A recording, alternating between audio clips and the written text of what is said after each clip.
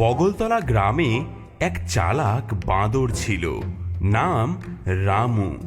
রামু গ্রামবাসীর খুব প্রিয় ছিল, কারণ সে তাদের সব কাজে সাহায্য করত। রামু আবার আমার আম কেড়ে নিল। রামু ফেরত দে।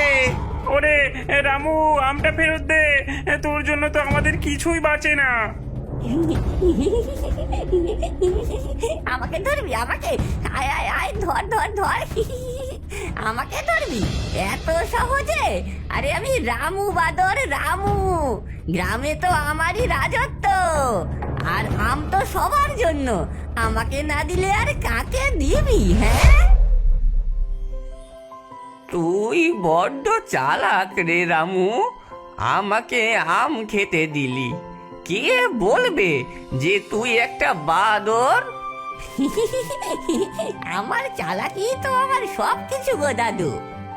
তবে ওই গ্রাম ছিল এক বড় বিপদের মুখে। একদিন গ্রামে দুর্ভিক্ষ দেখা দিল, শস্য শুকিয়ে গেল, জল কমে গেল, আর সবাই না খেতে পেয়ে দিন কাটাতে লাগলো। এমন সময় রামু গ্রাম ছেড়ে খাবারের সন্ধানে জঙ্গলে চলে গেল।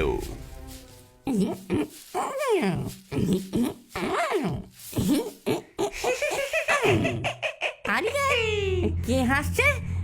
ভূত? ওমা, আমি তো শুধু খাবার খুঁজতে এসেছি। এ আবার কার হাসি?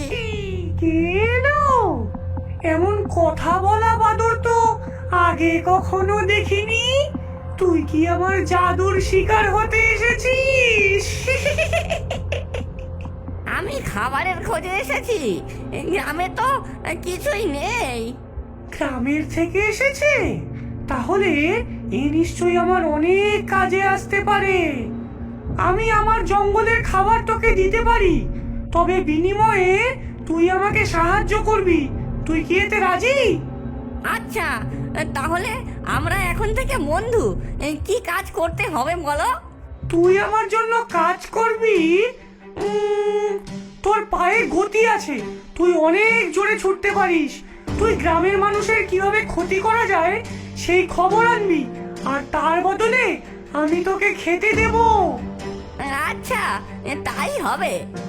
ডাইনি বাঁদরকে সঙ্গী করে মনে মনে খুব আনন্দ পেল। ভালোই, এই বোকা বাদরকে আমার সঙ্গী করে নিতে পারলাম।